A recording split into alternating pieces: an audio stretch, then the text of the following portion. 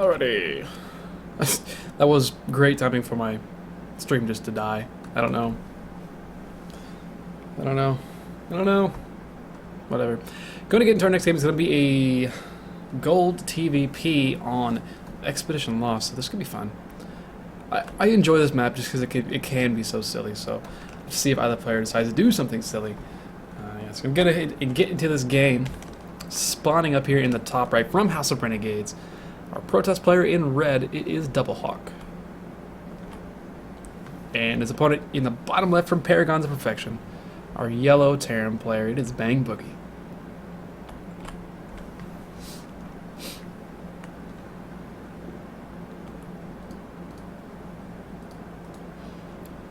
So I'm intrigued to see if either player will be abusing this map, the obvious rocks here, what everyone likes to play with and do silly things with, to see if either player decides to do anything with that. We of course always could just see the usual proxy Stargate play from a Protoss player against the Terran. Can work pretty well on this map. You can pretty quickly take down these rocks with a lot of gateway units if you did go for something like 3-gate Stargate, kind of all in. You take down these rocks, just bounce back and forth between these locations, and also going forward to normal sort of a blink build. The same situation, bouncing back and forth between these locations, really pulls your opponent apart. And then same goes for our Terran in the later game. He's able to split up his army effectively. It's kind of like being able to drop without actually having to drop your units ever. You can just stem up each ramp and hope to get some damage done each time, depending on how these players decide to take their third bases. If they are going to take the third that's near these rocks, or if they decide to take the thirds that are a little bit further away, but perhaps a little bit less annoying to deal with. We do have a gas coming for our Terran player, so probably going for a Reaper expansion, but he could also still be going for any sort of early factory play if he wanted to go for Widow Mines, which would be a little bit more sense to it than going for Reaper on this map at least. But it's always really, really nice to have a Reaper, especially in a best of one situation where if you lose to something early because you weren't able to scout, it's extremely annoying. So always just having a Reaper is never a bad thing. We do have the gas. Actually, it's just going to be a reactor immediately here for Bang Boogie, so still could go for double Reapers if he wanted to, but with the SAB scout, I suppose he's not going to bother with that. He's going to get in and see that there are two gases at least on the way. It wasn't two quick gases, and the probe pull as well can be kind of telling. Trying desperately to get this SCV killed here. If he's going to be able to do that or not, I sincerely doubt it. But so well controlled there by Bang Boogie, making sure he's not going to get killed. Double Hawk realizing that he may, if he wants to expand, he may get this blocked by an engineering base. He did start the Zealot. I imagine he's going to cancel it here in a second if he's going to go ahead and expand or not. But with two gases, I mean, he may not be trying to expand. It may just be a fake.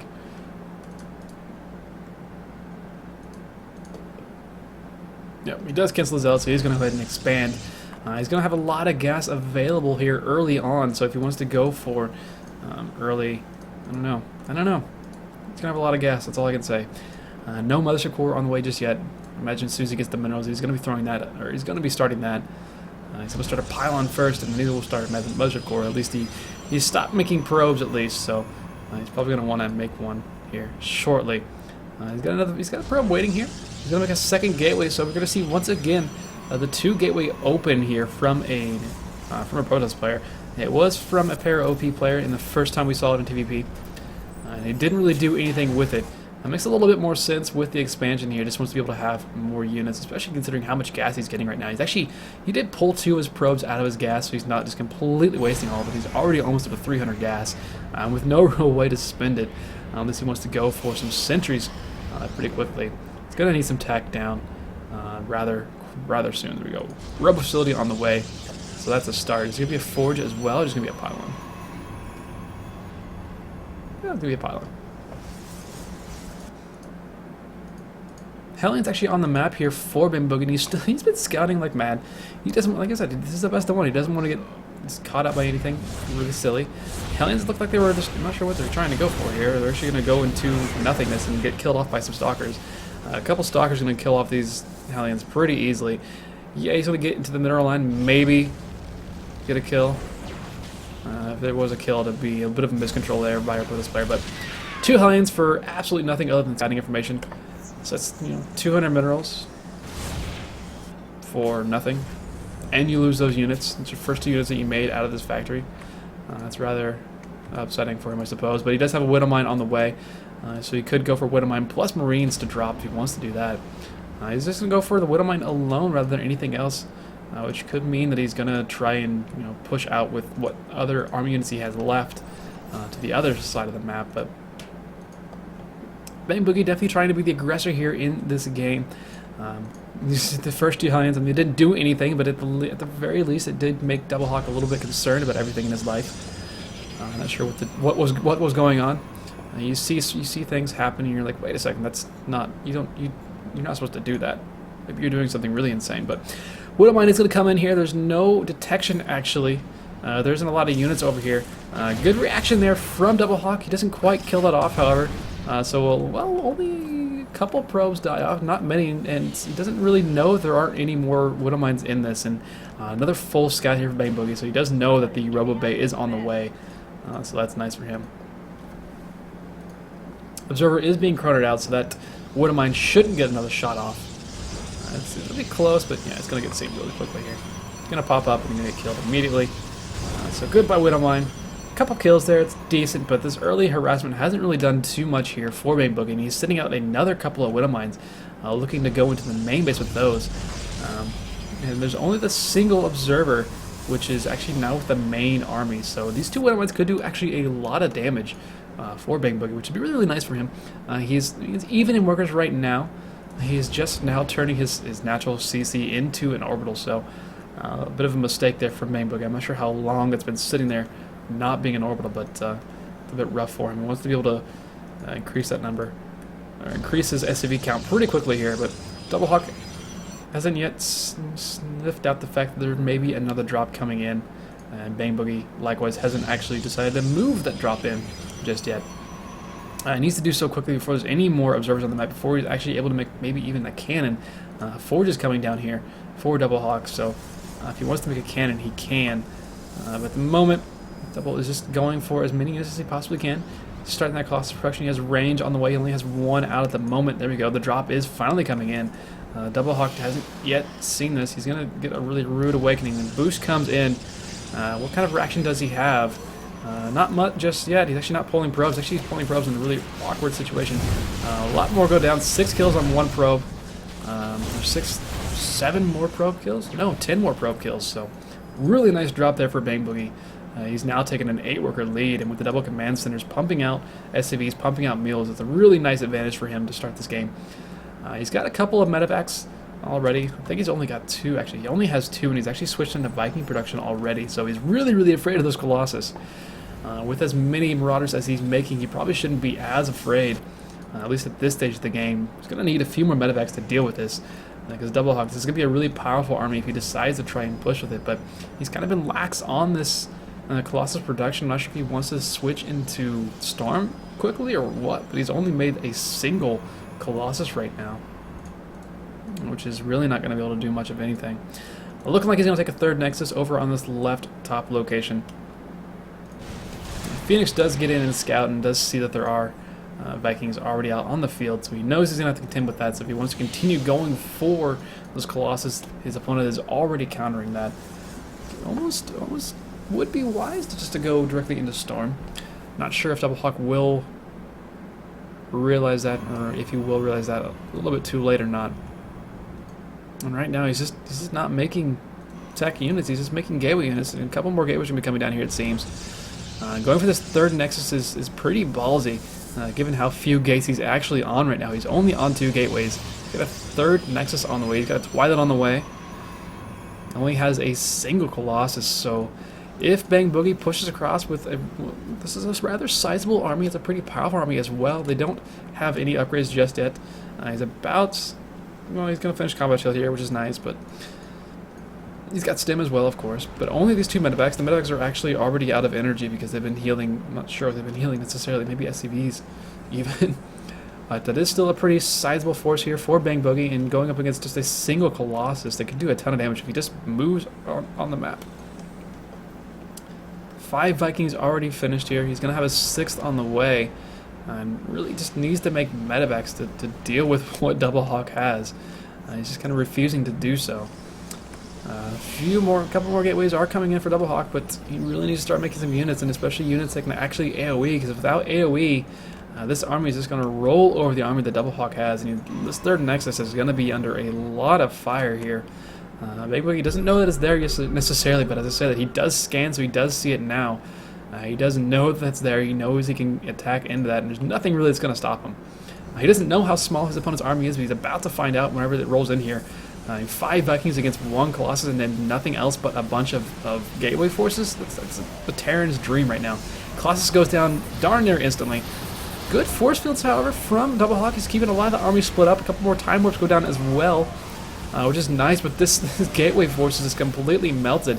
The lack of medevacs is hurting Bang Boogie a little bit. He's not able to heal, and actually he's not A-moving with his army either, so those medevacs weren't actually healing while they're moving. So he's still really low health on that army, but there's so little left right now for Double Hawk. This should be able to take it. He needs to let his medevacs heal, because he's continuing to micro with the medevacs involved, which has actually hurt him quite a bit here. He does have +1 attack finish for his melee units, but just the overstim is real. The problem being right now for Double Hawk is the fact that Bang Boogie has another really large army back home already, ready to go. Trying to chrono out the Colossus here, but 120 supply to 66 right now. Rather decent advantage here for our Terran player. He's going to roll across the map with the rest of his army, and once he does that and decides to push in, he should be okay. Unless he decides to try and do something silly like just try to doom drop and gets caught out by all these stalkers that are waiting for that doom drop. Bang Boogie is in a pretty good position at the moment. Going to stem up into this ramp now. Only stalkers here to defend. Double Hawk is going to lose everything. He's going to call the GG. So Bang Boogie is going to give Para OP their first lead of the day. So congrats to him and congrats to Para OP.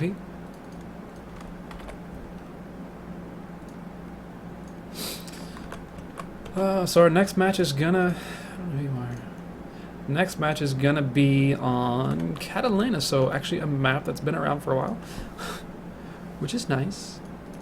You can see some more thought out games there. It's going to be a platinum matchup here. Our second plat matchup of the day. What's it going to be? I'm going to make sure to look. It's TVZ. So another TVZ on Catalina this time. Should be a good series. Is still close, 3-2. It's always nice to see close series rather than series that are walkover fests or 8-1. So it's cool to see these even keeled teams, at least at this stage of the season. Anyway, getting to the game here. Spawning in the top right from House of Renegades, going to try and even up the series here for his team. In green, our Zerg player is Graham. And his opponent on the left side of Catalina, in orange from Paragons of Perfection, is Abba Zaba. Quite the name. Quite the name. I think actually Abba may currently be in gold still. He may have gotten back in the plat, but he was diamond a couple of seasons ago, I think. So he is participating in the CTL as a platinum player, rather than 2 leagues below a recent finish, rather against our rules. So he is playing maybe a little bit behind his, or a little bit above his skill level, at least maybe his theoretical skill level of his own self. Maybe he thinks that what he is able to do. So going to a game like that, starting off the game thinking that you may be in the underdog, can be a blessing. It can be a curse as well. So have to see how Abba decides that it deals with this. Going for a gas first, not actually making a Rax actually. So that's an interesting open already. Curious to see what he decides to do exactly with this. He's going for that. It was an 11 gas. It looks like a 12 barracks. So it's not extremely late barracks, but it's still a little bit non-standard, to say the least. So it could be for a really fast fact if you wanted to do that, for really quick Hellions perhaps. I have seen builds that you do go for gas first into barracks, into your factory, and then just make a reactor on that barracks and just make 4 Hellions super fast and just dive them in and get as many worker kills as you possibly can. Which can surprise your opponent and do a lot of damage if you're able to do that. But it is pretty easily scouted, and players are able to deal with it. But it does still come down to players being able to scout that situation coming towards them. It is going to be a hatch first here out of our Zerg player. Oh no, it wasn't. Yeah, it was. It is a hatch first here out of our player, and then a pull into a gas. So Graham is playing decently safe. He's not going to skip gas. He's not going to try and open gasless. We do have a Reaper on the way from Abba already. He still has. He's already got 70, 80 gas saved up, so he's going to be able to go to a factory really fast if he wants to. I don't know if he's going to make a couple more Reapers behind this to wait and see. He could even try to go for something like a bunker to start this game off. Bunker down that low ground with the Reapers would be super annoying.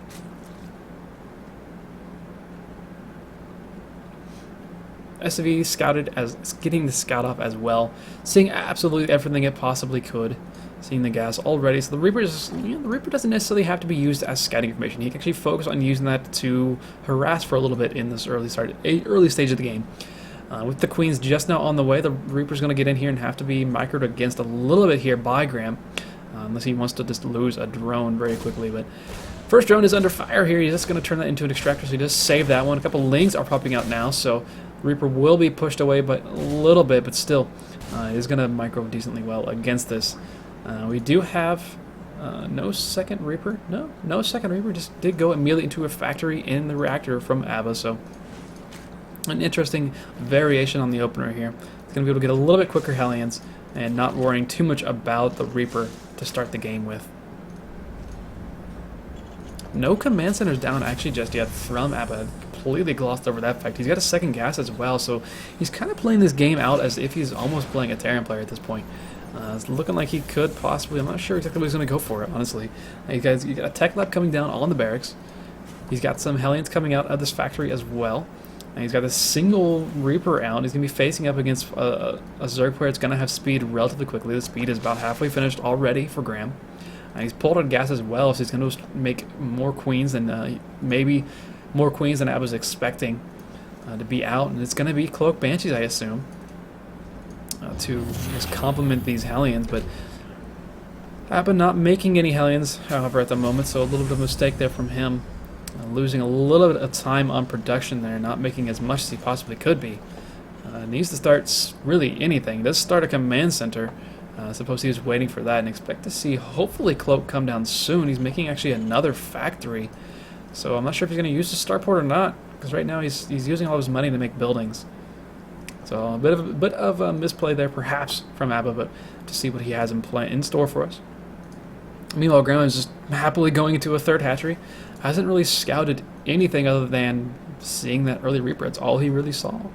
He has no idea what's going on beyond that. He hasn't seen the natural base down. He hasn't actually gotten in to see a natural just yet, so he doesn't really know what he's playing against. So playing blind is extremely frightening sometimes as a Zerg player, especially if 10 Hellions show up at your door with some Banshee support, which could be what our Terran player is going for. But it still remains to be seen. We do have an Overlord coming in now. He's going to see the double factories done and see the starport as well. And you can see that the Cloak is researching.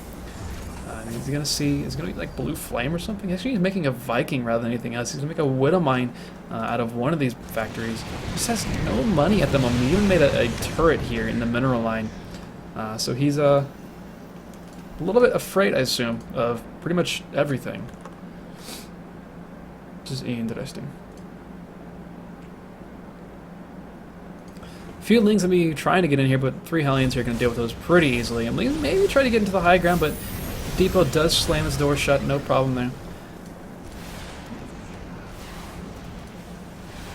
Actually, we'd have a tank on the way, so just a lot of units coming out from Abba, but not really much that makes sense from him, sadly. And behind this Graham, he's going for +1/+1. He's getting roaches as well. And with the third hatchery finished, this could be a few different things. It could be just going for a 1-run timing. Does he have Lair on the way? Lair is on the way now.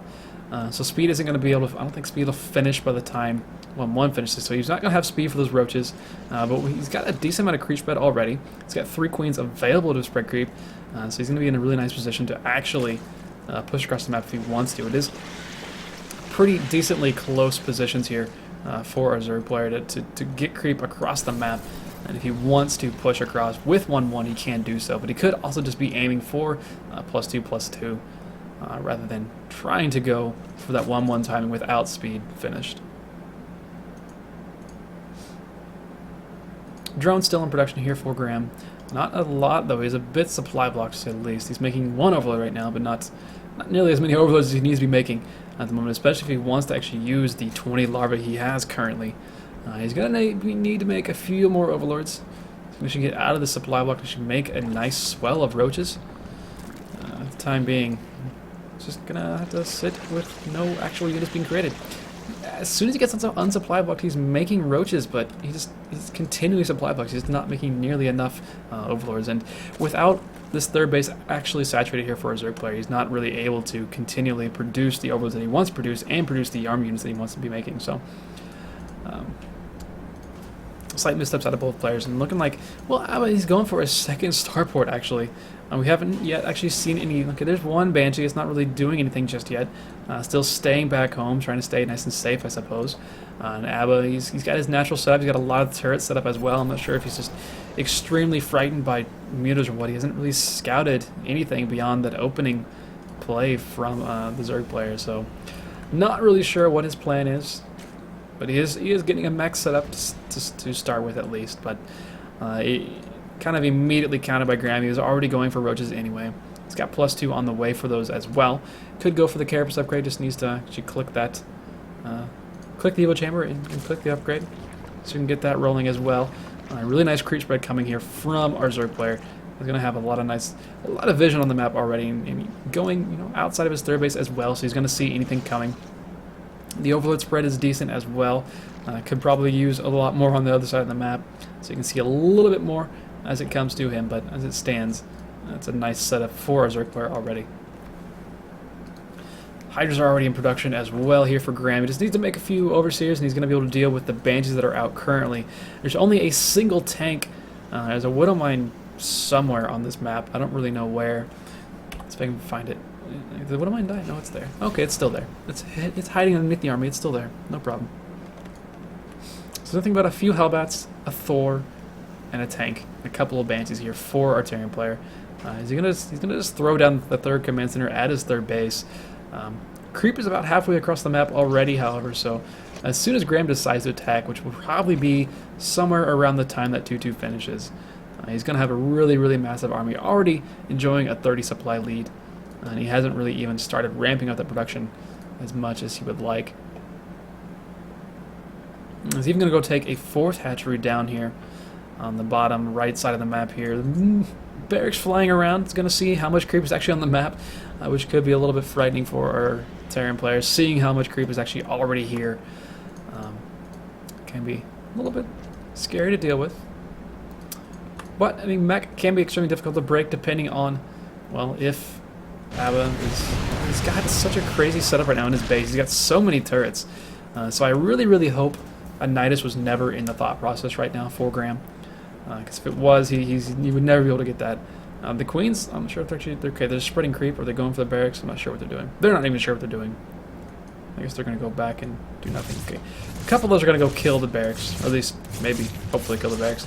Hydra's here as well, going to help knock down this barracks, which means if Abba wants to actually make more factories, he's going to have to actually make another barracks again, which sucks. Kind of the downfall of actually using a barracks to scout. Not going to work out too well. We actually have the Locust upgrade on the way. I'm not necessarily sure why. I mean, Graham, he has seen that it is mech. He knows what he's playing against, but he's got such a massive army. He hasn't really seen the army itself from Abba's Abba. He doesn't really know that Abba doesn't really have much right now. Yeah, he's got a lot of army, but a lot of that is actually in these Hellbats, and a lot of this in Thors and the Banshees, which aren't going to do a whole lot against what Graham has right now. The Hive on the way as well for a Zerg player. He's got a really nice setup.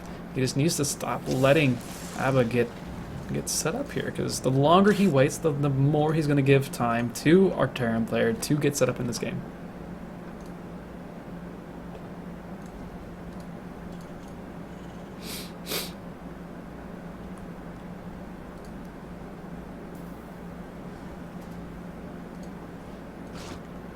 Creep spread is starting to get out of hand here right now by Graham, so well done by him. He's almost to the third base here, and once the wow, Swarm Host start actually doing some work, they're going to have a pretty nice path over into the third base. The third base is a planetary, so it's going to be really difficult for the Zerg player to break. This game actually may take a little bit longer. There aren't any Ravens in the field just yet, so that's nice. But this can be difficult for Zerg to, if they haven't dealt with it too often, it can be really difficult for them to actually get into and break.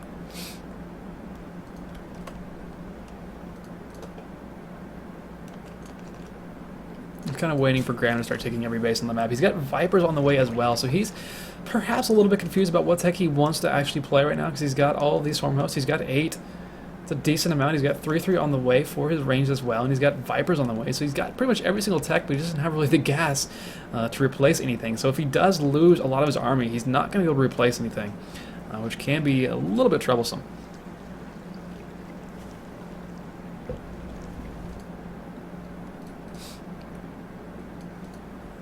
How many tanks do we have right now? We only have 6 tanks. I say only. I mean, 6 is a good number, but it's not really a lot of tanks. And Graham now, or Abbott now, sees how far this creep has gone across the map. He's going to scan, take out a good chunk of that. It's going to mean, well, I'm not sure exactly why Graham is running from this completely. He probably could engage this pretty decently, especially with the Swarm Host help. He's going to get on top of some of this army, but he's going to put himself in a really bad choke, actually. Loses a lot there to Blue Flame Hellbats, which is pretty rough to start this engagement off with. And Abbott, despite how long it took him to get to this army, this is a really, really powerful army right now. The Locusts are real, they are extremely annoying to try and deal with, but there's a lot of Banshees here.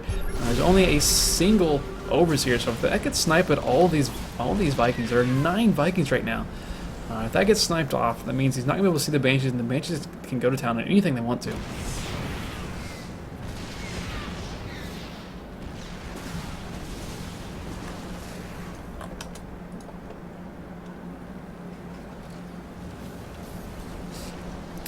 I was going to back off a little bit here, and Graham's going to try to give chase, maybe abduct a couple of those tanks as they're trying to run away, but not quite able to do so. He's going to wait for his Swarm Host, probably for another wave of Locusts before he actually pushes in anything. Looking like he's going to go and see if he can kill off this creating fourth command center. But Abba responds to that very quickly, sends all of his army over there. And actually, he's going to kill off a lot of those Vipers instantly. Instantly dead Vipers. Vipers are completely just obliterated, as well as that Overseer I was talking about. So no more Overseers available. Nothing but Swarm Hosts trying to deal with these Banshees, and the Raven here helping us out as well. It means no more scans have to be used to actually kill all these Swarm Hosts. Swarm Hosts actually being a little bit lazy, not running away at the moment. No Spore Collar has been made just yet by Graham out front to actually help defend his front here, so he doesn't have to constantly hope his Hydras can get on top of the Vikings, which they are doing currently. The main ground army getting a little bit behind here. Roaches are going to swarm on top of this. There's not too much here for either player, honestly. Kind of the micro forward is killed off a lot of his units. Overseers do come in. All of the army is dying here, really, for both players. Both players just lose everything. There's some Banshees left over and some Roaches left over. The Roaches obviously don't shoot up. The Swarm Hosts obviously don't shoot up either. Abba could go kill all the Swarm Hosts right now if he really, really wanted to. He's not quite realizing that's the case and not going to pounce on that.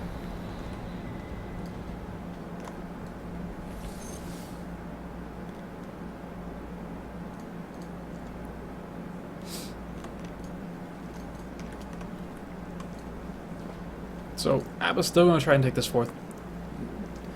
Going to be a little difficult for him to do. But Graham did lose a lot of his army there. He's still trying to replace that. Using such a gas-heavy composition, he's once again made some more Vipers. A lot of those got killed off. He doesn't have anything to protect the Vipers too well. He doesn't have any Spore Collars, because like I said, he's making some Spore Collars now on the front here of the creep. So he's going to be able to actually start pushing forward a little bit. But still, the Swarm Host, I mean, there's a good number of them, and he's got 11 out now. He can start just spitting those out and constantly maybe picking off some damage the Terran player, but this game has the opportunity to last quite a while longer. Tank's already sieged up very well. Creep is not here either, so it's going to take so long for these Locusts to actually get on top of the tanks to do any damage, but they do a little bit of damage. Get on top of those a little bit, but a point defense drone does go down, so now the Locusts are going to do even less to this Terran army. And I think realizing that, Graham's going to reposition his army and try to go for this third base.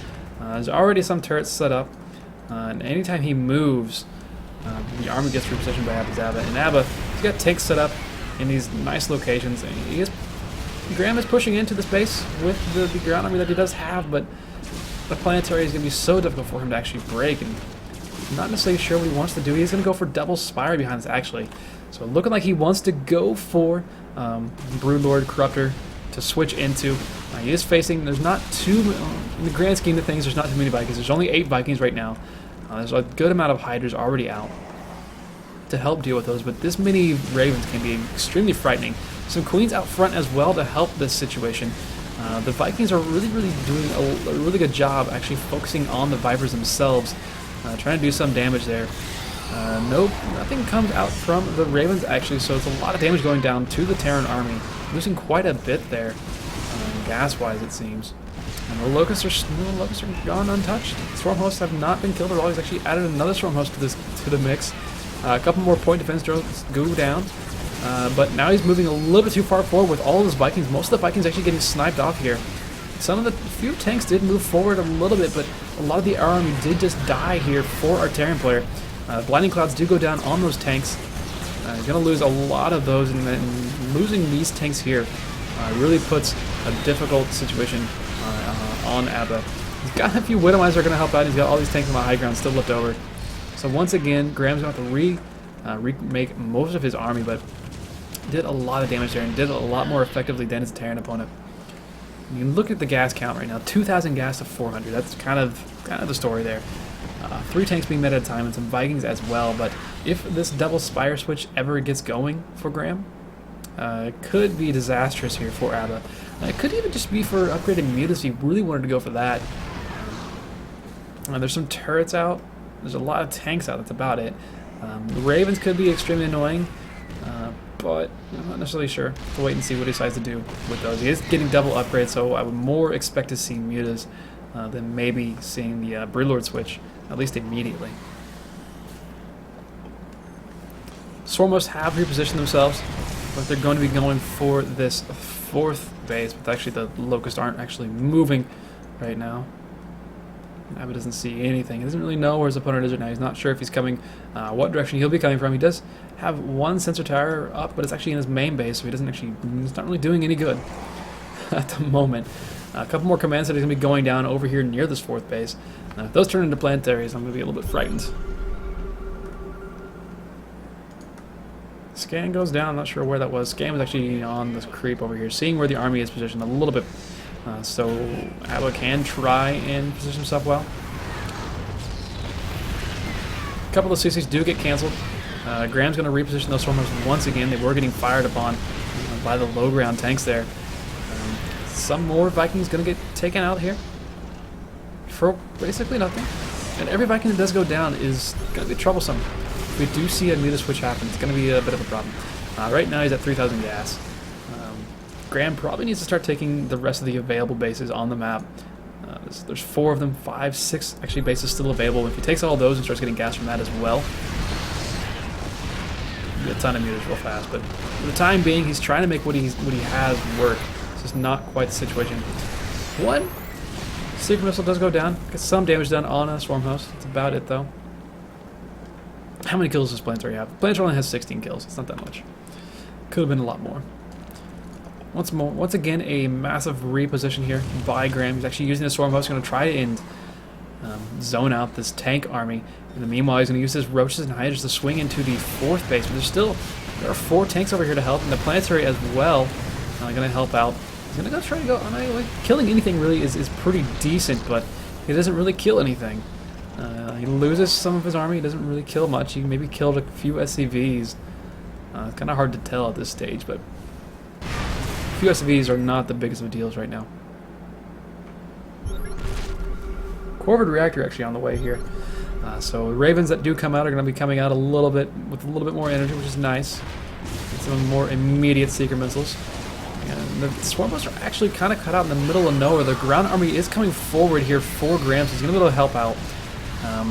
Vikings aren't going down just yet, and he's actually, once again, Graham pushing forward into all that tank fire. There's so many tanks left over right now. There's 9 tanks over there, and there's still the 4 tanks over by the third base, so such a difficult position to be broken here by Graham. We do have 2-2 on the way now for the Spire. Still waiting to see anything be created there. He is taking in 1 additional hatchery. At the same time, there's an additional CC coming down here for ABBA.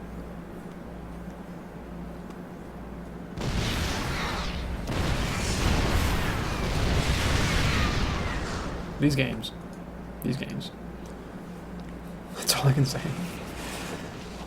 Still more Vipers out. Actually, they're going to kill a Spore Caller. Rough go for that Spore Caller.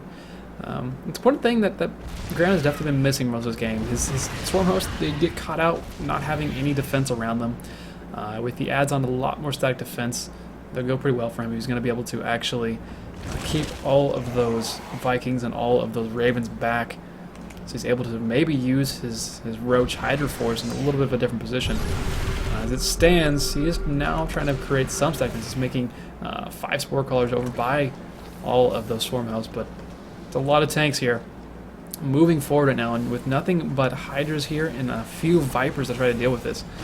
ABBA is starting to push a little bit further forward here on the map and try and reclaim some positioning here. And the Spore Callers were already trying to help out, getting a little damage done onto those Vikings.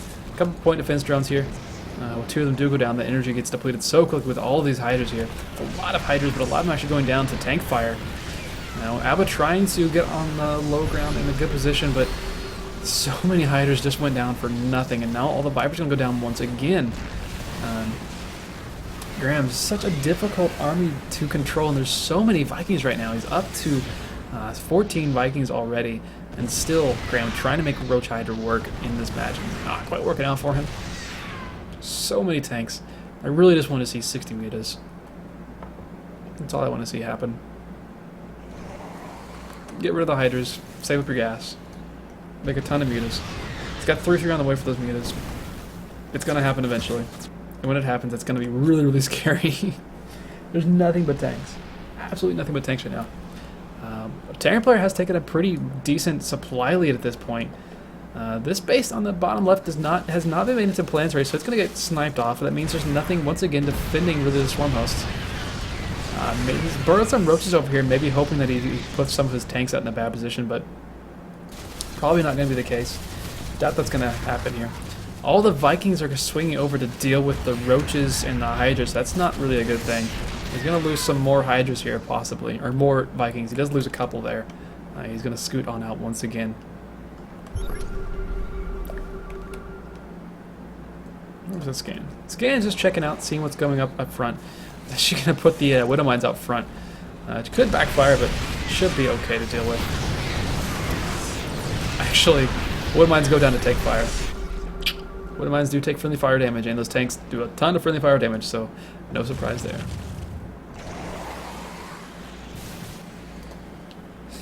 We got a couple more Swarm Hosts joining the party here. I'm still just waiting for those mutas to happen.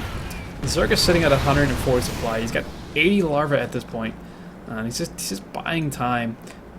He's waiting for 3-3 to finish before he even makes anything out of those Spires, which is really interesting. So he could be waiting too long, I'm not sure, but it's nothing but tanks right now. He's baiting his opponent into making nothing but tanks. ABBA hasn't been making anything but Ravens for quite a while actually right now. And he's got 6 at the moment, which would fare pretty well against a bunch of mutas. Once again losing this 5th base actually. I keep thinking it's a higher base count than it is. He's actually going to lose some of his other units over here as well. He's going to lose a tank. Probably going to lose some more of his Vikings, which is definitely going to help out that muta switch if it does happen. Actually losing a lot of his army over on that right or bottom location for really no reason. And now that was Graham freeing up more supply. He's got enough gas for 55 mutas.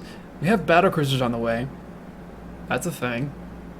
Battle cruisers are on the way. What are the upgrades at for these in the back? Okay, 3-2 for the mech, 3-3 for the ranged ground army of a Zerg player. 3-3 about to finish up here in a couple of seconds for the Spire units of our Zerg as well. And what's it going to be? Is he going to make something now? 3-3's finished.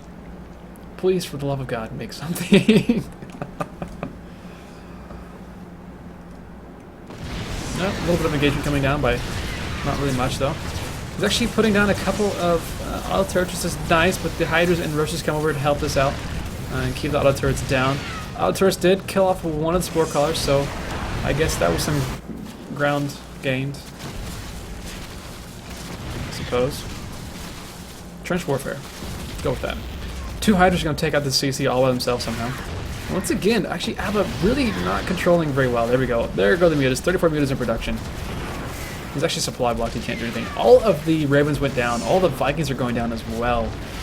I'm not even sure if we're going to get to the mutas. Well, he's going to recreate. He's making battle cruisers. Losing those Ravens is absolutely huge. He's lost 18 Ravens in this game, which is an obscene number of Ravens to be losing. 30,000 interest is lost for a Terran player. All of his mutas did finish up. Where is that scan? The scan hasn't seen the mutas just yet. All he sees is ground force.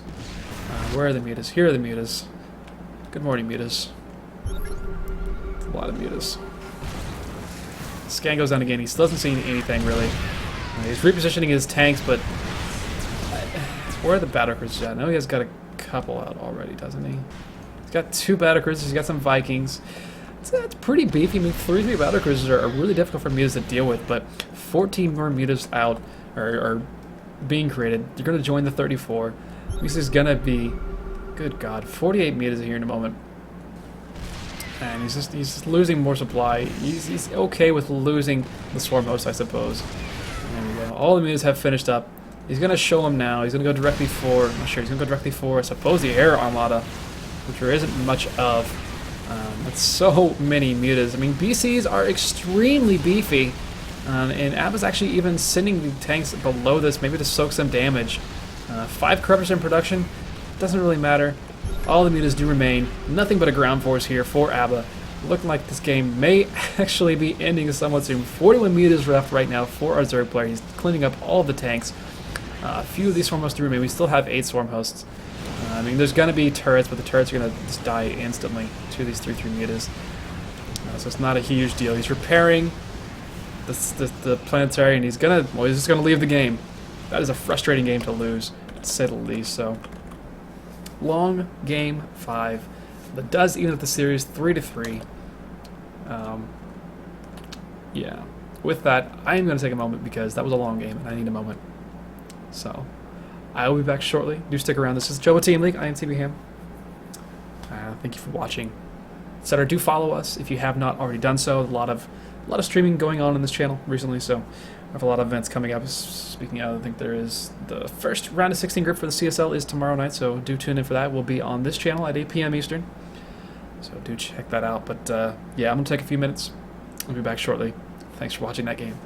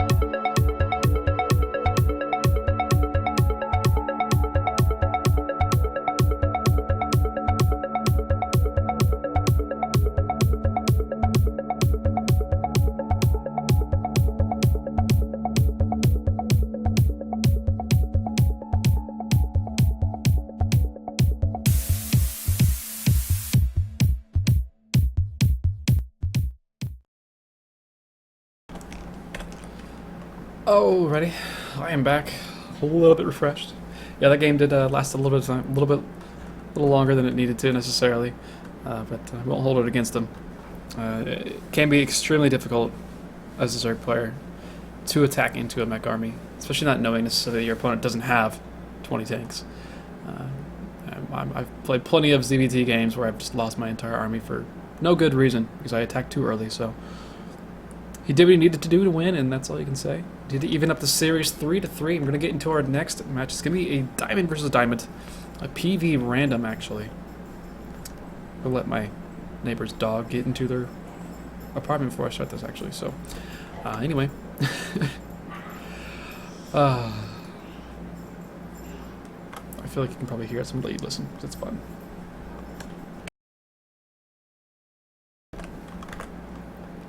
Anyway, getting into our next game. Spawning here in the top right, in yellow from Paragons of Perfection. So a random player spawning as Zerg. It is iRush people. And his opponent in the bottom left in red, it's their captain of House of Renegades. It's Doohickey.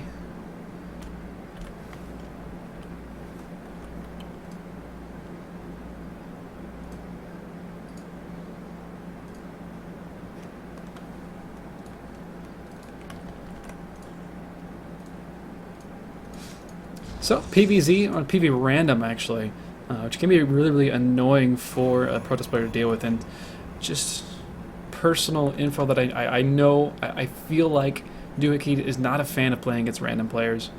He's a very good Protoss player. He's currently the only Protoss left in the round of 16 of the CSL this season. But I think he struggles against a random player. I've been able to beat him a few times. And I am nowhere near as good as him. And if we played a straight-up matchup of ZVP, I have no doubts that he would beat me every single time. But when you start off a game random and you're not necessarily sure what you need to be doing, it's a lot different as a Protoss player playing as random, especially when they do spawn as Zerg. It's probably the most frustrating open to get. At least you still have the opportunity to go for a pretty normal gateway expand, but it can be frustrating. Luckily for Doohickey, this is a two-player map, so he did get that scout off really quickly. He's going to see that it is a hatch first, so he knows he's going to be up against. Given that he is going for a gate first, which I'm sure iRush realizes that he's forced his opponent to do a gate expand. You can't not gate expand when you're playing against a random player. You can't just blindly go for a Nexus first on the low ground or anything like that. So iRush he's probably pretty confident to go ahead and go for this hatchery to start off with. Not sure if he's going to go for a third one. Yeah, I doubt that, no. He's going to make the pool now and go into his normal game from this point on. Doohickey, his gateway has finished up here, and the drone is actually going to be really annoying and actually block the cyber core for a little bit of time. Just delay that for as long as it possibly can. Kind of sadly for Doohickey, the wrong probe went and made the cyber core of the two, so it kind of bounced him around for a little bit. He will still get the kill on that drone. Turns into a nice little splatter of blood there. Irish People has actually been around the CTL for a few seasons, despite that this is Para OP's first season. He was on GNR previously, so he's been around. He knows how the CTL works. I'm not sure how much he's actually played necessarily, but he has been around, so this is nothing extremely new to him. His natural and his main have finished up. He's got 2 queens on the way here as well. A few lings on the way is going to help scout out. He could send those across the map and try to be annoying to this natural coming down. There's no Mothership Core on the way just yet. There we go. Mothership Core is on the way now, so lings aren't able to do anything of importance, at least to start off here. But Irish People is just going straight drones at the moment. Straight drones and queens and nothing else on the map. These lings looking around, looking for perhaps any proxy pylons, just checking to see if he's going to be able to take his third base somewhat soon. Which wouldn't be too surprising, but he is probably going to a couple more queens. He's going for a couple more queens even, so he's not immediately going for a third base, but will probably be taking one relatively soon once he's got some creep over there.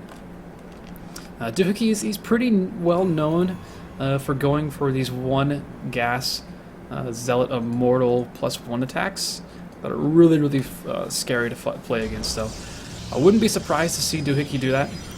It's a matter of time before that comes into play here. Lings do get in. They do see that the Forge does exist, at least. That's about all they're going to see. Overlords are gonna have a little bit of work cut out for them to go find that this Robo is here. And I have, honestly, no doubts that's going to be what this is. He's going to do that Immortal. Going to get a Warp Prism, 2 Immortals. Use the Warp Prism to micro those Immortals and keep them alive for a long time, then nothing else but the Zealots. And doing it off just 1 gas. I think he even pulls out of gas. I'm not necessarily sure. I think he may stay in gas. He may pull out after he gets his Immortals. He does have +1 on the way. He wants to keep this hidden, though, so he's going to move back the Zealots. He doesn't want to get that scouted out this quickly, at least. Lings are going to continue to be annoying, at least. Forcing the Measure Core to bounce around a little bit more than they want to. Does kill 1 more of those, so Rush People is still relatively blind in this game so far. This Overlord's in a pretty good position to roll right in and see absolutely everything. We do have the War Prism on the way. There's nothing. The thing about this build, he gets nothing that shoots up. Literally nothing that shoots up. He doesn't have a Stalker. He doesn't get any sentries. It's nothing but gates. We expect to see a gateway explosion as soon as he uses the money that he needs to use on an Immortal. So relatively soon we're going to see the flood of gates come down from Doohickey. I think he goes up to 6, maybe 7 gateways. We'll also expect to see a scout here from our Zerg player somewhat soon, but it's not coming just yet.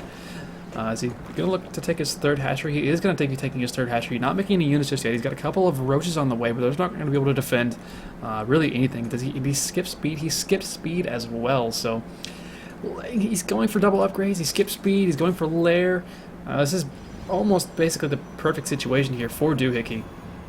He's got 5 more gateways on the way here. He's got 1 Immortal finish already. He's got a 2nd one about to finish. And none of this has been seen right now by our Rush People. It's one of those things as a random player when you're playing matchups is the intricacies of the matchup. Realizing that you needed to scout. He needed to scout a minute and a half ago, and he didn't do it. So he's got no idea what's coming up. And also, honestly, kind of just poor scouting of the player itself, because Doohickey does this build all the dang time. This is something that I've seen him do 3 or 4 times that I've cast him, and I don't cast that often necessarily.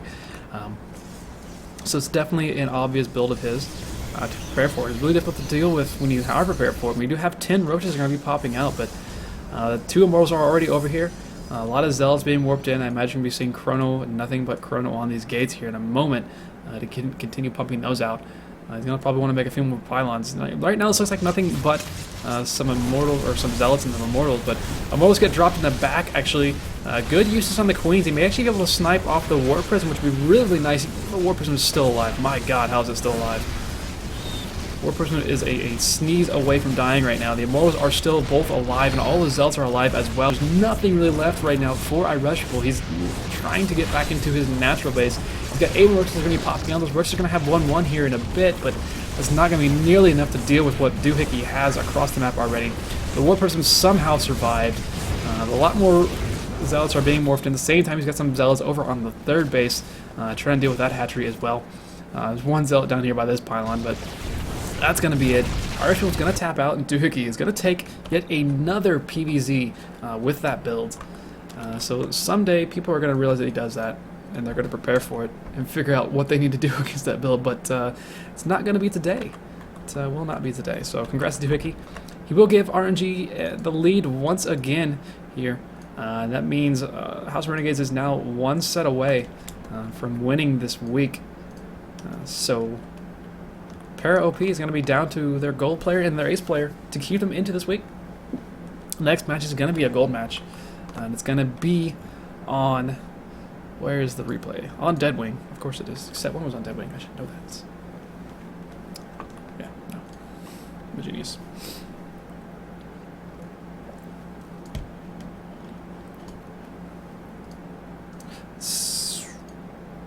Words. So we have PVZ, TVZ, another TVZ, another TVZ, frightened, large map, extra frightened. Hopefully we don't see another 40-minute game that could have been more than 10 minutes, but if that's the case, that's the case. What can I say? These things happen. These things happen. But we are in our game, spawning here in the bottom left. From the House of Renegades. It is our red Zerg player, it is Tool. And his opponent in the top right from Paragons of Perfection. In purple is our Terran player. It is Imperator DDL.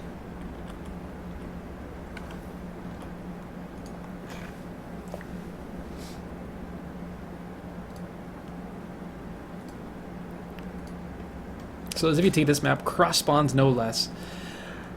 Can be difficult, I'm not sure. I mean, a lot of Zerg players, especially below Diamond, just love going Roach Hydra all the time, no matter what. But the situation when you spawn cross spawns on a really big map can be extremely difficult to deal with. And actually, okay, that was just an extractor trick to get out that extra drone before the Overlord there by Tool. It was really frightening. He was actually going for gas. Actually, I saw someone do a 10 pool, 9 gas, Bane bust against a Terran player. It didn't work. The game was over by 4.5 minutes, I think. Yeah. So that was, I'm kind of intrigued. I almost want to see that replay. Actually, I think I have the replay, actually. Some people will watch that later and see what that's supposed to do and how that's supposed to work. I guess maybe if the Terran player went CC first or something like that would work. What is going on with that? That was weird. Oh, it was just a scout. I see. Scout SCV going out now. No gas down here for our Terran player, so he's going to be going gasless to expand here. Not a terrible idea on this map. Reaper is going to take a really long time to get across the map to actually do any bit of damage, if it wanted to get across the map and do any damage. It is still nice to be able to have it to scout, but Imperator is going to be using his SCV to go ahead and scout instead. No, nothing wrong with that.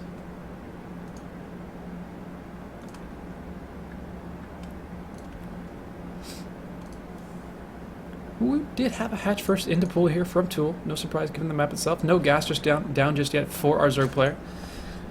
Also no surprise. I mean, you can defend pretty much anything with early queens, especially if you were able to get up to 4 of them very quickly. It's not really difficult to defend when you've got anything coming across the map against you. But as it stands, nothing but a hatch, nothing but drones. Actually, the drone on the other side of the map was being annoying and it forced the CC to stop producing for a little bit of time. So a nice little tiny victory there for Tool's drone. 2 gases on the way here for Imperator. So this could be a few different things still, but a lot of players are opening up gases and going for 2 gases rather quickly just so they can get up the tech that they want to get up. And pretty much the same exact timing, but. There's a pretty old build from Lucifron of going for a gases expands, going really low on the army units, and going for factory Hellbat drops. And without any more extra Marines coming in, it's a possibility. Factory is coming down right now. This could be that build. I think the last time I tried that on this map, I got Bane busted, and it did not go so well. So that's a thing. That happened. That was upsetting. But maybe indeed what the Imperator is going for here. I have to wait and see exactly what he decides to do with this factory, with the reactor on it as well. If it is going to be a starport directly after, if he's going to be going for those drops. If it is going to be that case, he's going to throw down a starport and a armory as soon as that factory finishes. Behind this, we still have no gases here for Tool. He's gone for 3 hatcheries relatively quickly. So he's not going to have speed to really defend against this, and I mean, it's going to be against Hellbats regardless, so he's going to want to have the gas for roaches, I believe, anyway. So do have the starport on the way in a couple of lands. So okay, maybe this won't be Hellbats, may just be for Banshees, a Banshee follow-up and going into a mech play rather than going for a Hellbat drop. It looked like it was a possibility, but it looks like he's not going to be going for that. Kind of sad. It's a really fun play. It's a really fun play style to use. And still possible that Tool may be going for a Roach Hydra composition, just guessing off his gas.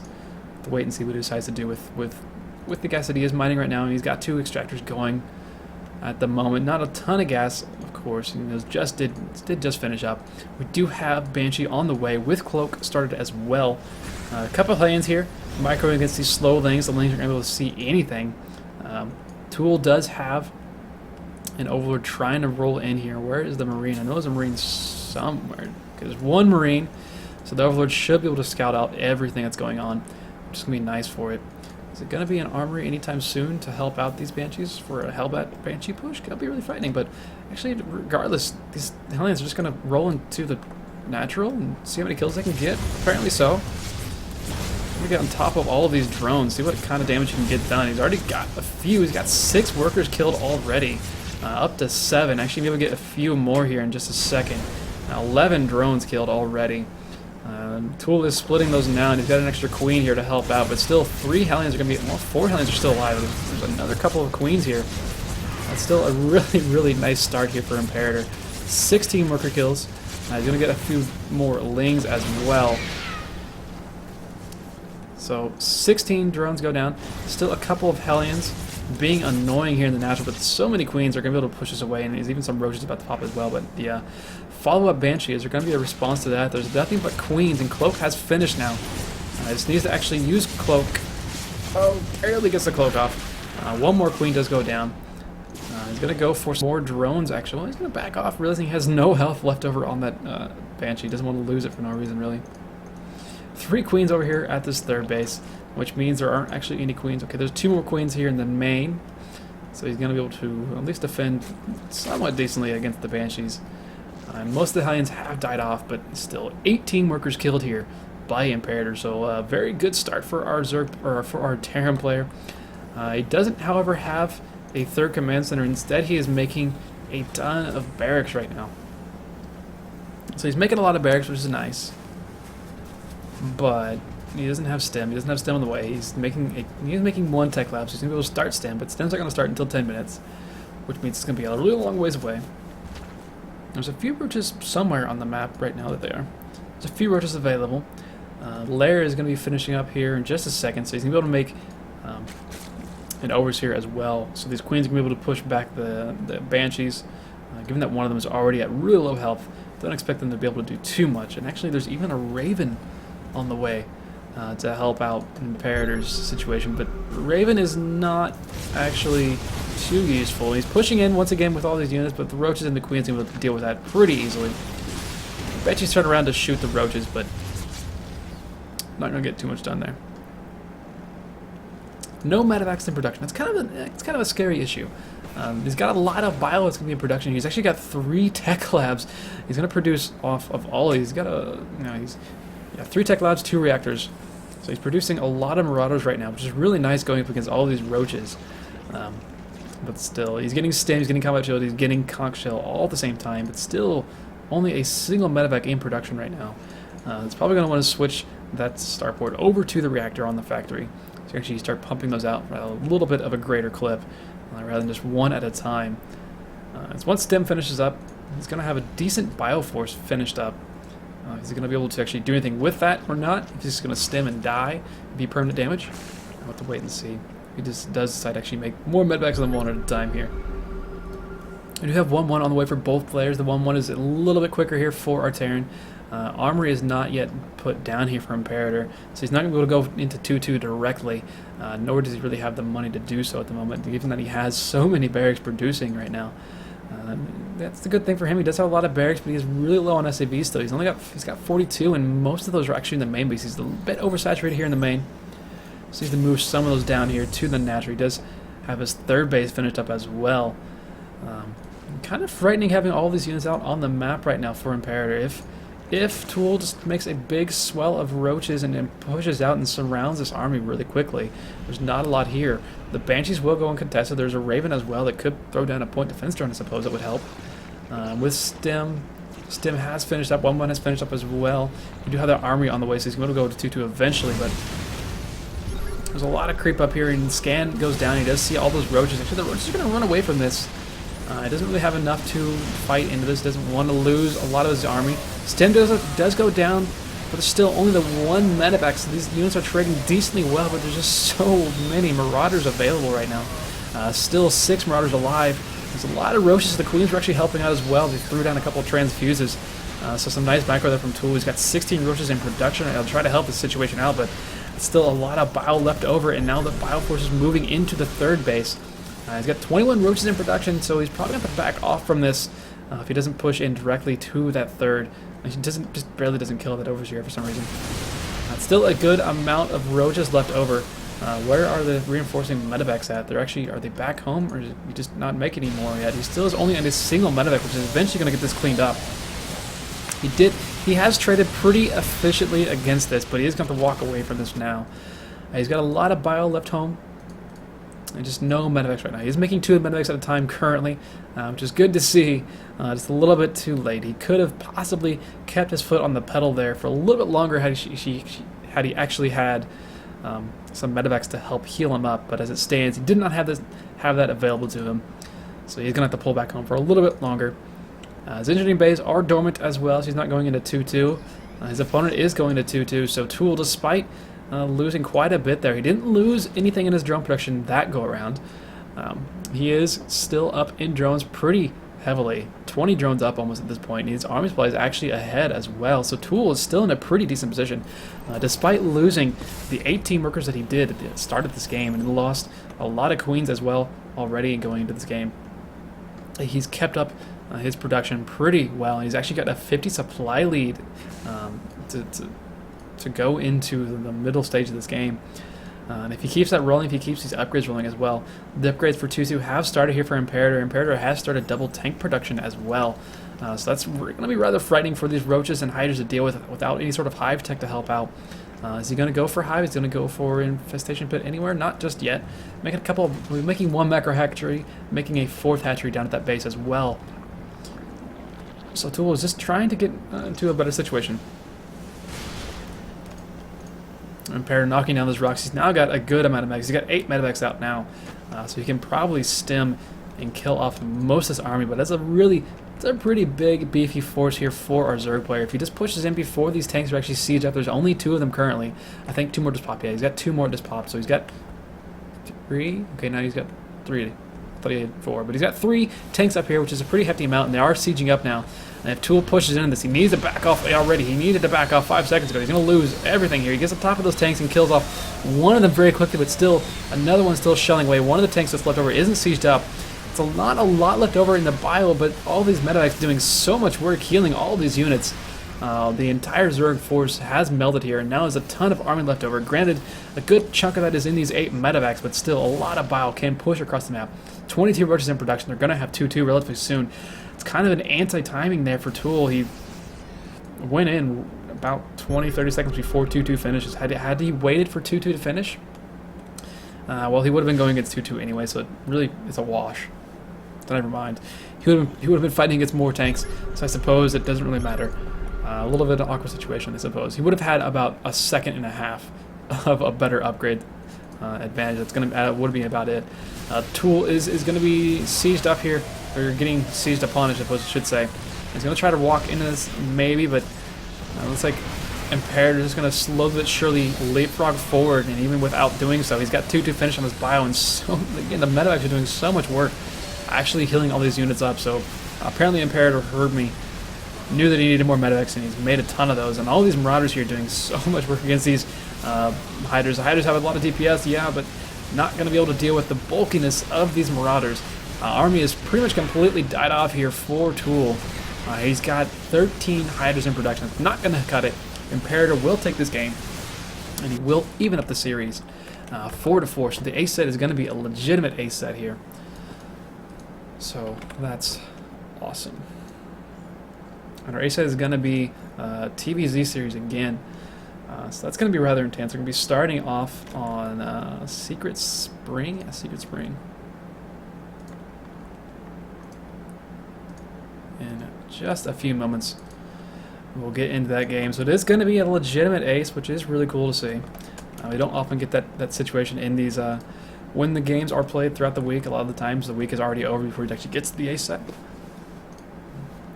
But they do play them out regardless. But this time the ace set doesn't matter. It is 4-4 going into the ace here.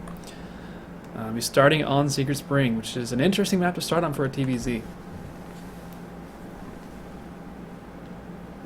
Let's see what these players, how the play starts on. I'm pretty excited to see this. Both these players are pretty darn good. Jace is one of the leaders of Para OP, so it'll be nice to see him come out for his team and see what he can do for them. We are into our game and spawning here. There we go. I switched to a random scene, didn't I? Anyway, spawning here in the top right of Secret Spring, our red Zerg player from House of Renegades. It is the Little Tramp. And his opponent in the bottom left in blue from Paragons of Perfection, our Terran player, it's Maniac Jace.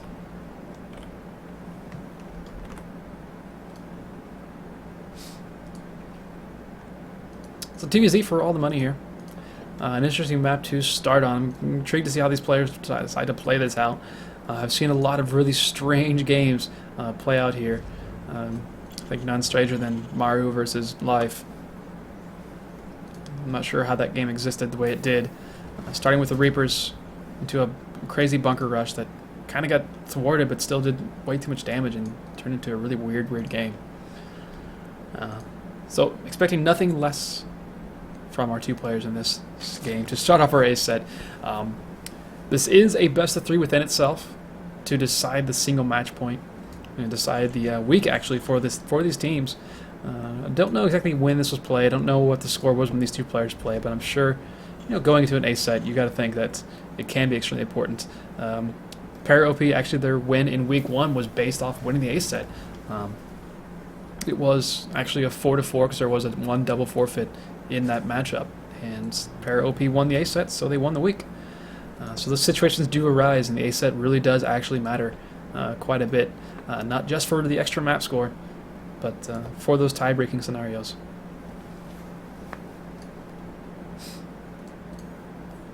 Oh, pretty relatively standard. We got a hatch first here from our Zerg player into his pool. No gas just yet from him, and looking like a Reaper expansion out of Jace on the other side of the map here. We have the first Reaper on the way, Orbital on the way as well. No surprises thus far. Of course, early TVZ, not much to expect unless there's something, an early pool, early barracks, something crazy like that. Tramp is actually sending his Overlord out in a kind of an interesting path. I'm not sure if he's afraid of getting that caught off by a Marine, maybe looking for the 12-12, looking for those proxy racks locations, wanting to see if that was going to be a situation. Placement of the second Overlord, probably seeing so you can actually see where the Reaper is on the low ground whenever he actually has some lings out, so you can try to counter that. Pool has just now finished. The Reaper is already halfway across the map, so this is going to be a little bit of time here for Little Tramp to have to deal with this on his side of the map. Reaper already getting in here, not doing anything though. Needs to actually move. There it goes. Moving now. Hey, we'll see the gas. We'll see everything going on right now. He's going to probably go and make sure there is a natural. He's going to just confirm, yeah, there's a natural, but it's okay. First couple lings have popped out. Jace is going to chase us around, try to kill those off. If you can kill those off, it'd be really nice. But there are 6 lings out, actually. So that's a rather large number for this stage of the game. And Jace, and you got a second Reaper on the way, I believe. Thought he did. Maybe not. Yeah, he does. Okay, second Reaper is on the way. Factory and Reactor on the way for this barracks, so 2 Reapers into Hellions. No surprise there from our Terran player.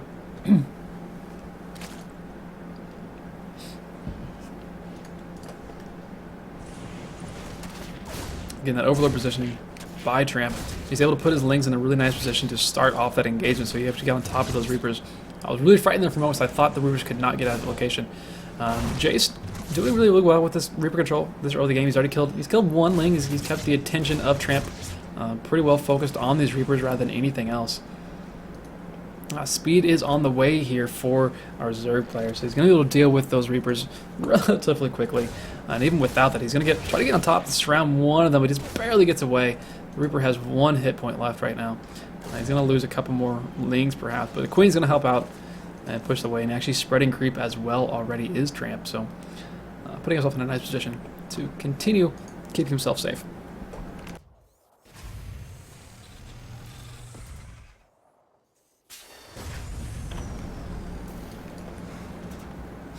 We do have a starport out for Jace, about to finish up.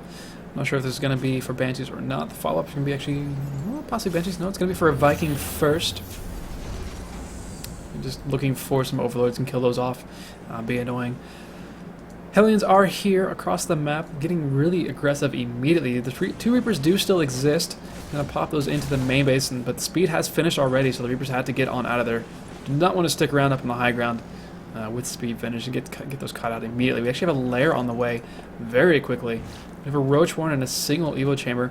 2 more gases have finished up here for Little Tramp as well, so got a lot of tech paths available to him, but that quick lairs could be a little bit frightening here for Jace to deal with, given how little he really has on the other side of the map, especially in regards to what shoots up. Where's his Viking at? Just have 1 Viking on the map. It's got a kill already on an Overlord. Not really being active. He could probably walk over and, at the very least, push the Overlord back on this side of the map, which is really bad here for Tramp. He doesn't have any Overlord spread to speak of. He's going to have to deal with using creep alone for his vision. It's going to be about it. A few Roaches on the way. He's actually got Roach Speed and Carapace on the way for those units, so I'm not sure exactly what Tramp is doing. This would be an interesting playstyle from him. Just wants to go for some sort of Carapace Roach attack, which could be nice because that'll make those really a little bit bulkier against the Hellions. There's going to be the bulk of the army from Jace is going to be Hellions, and as well as these Widow Mines.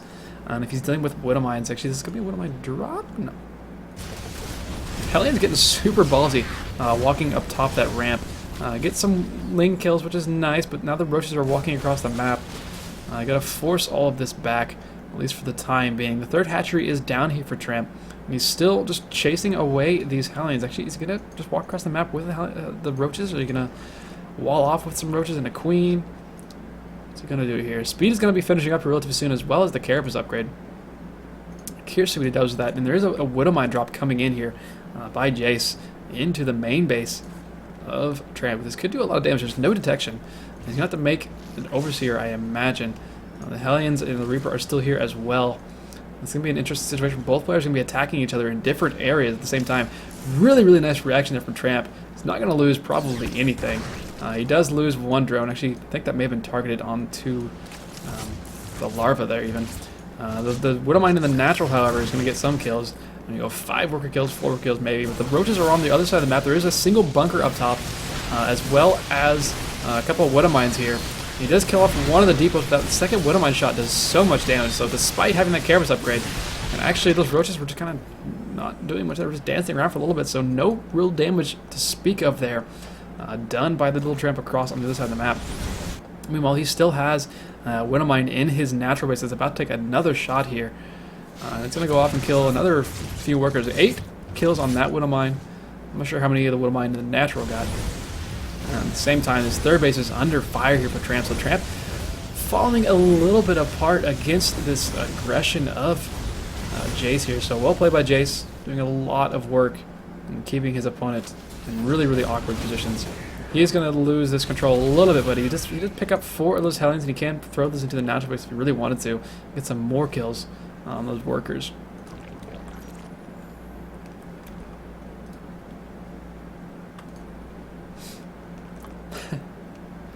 So 10 worker kills so far in this game.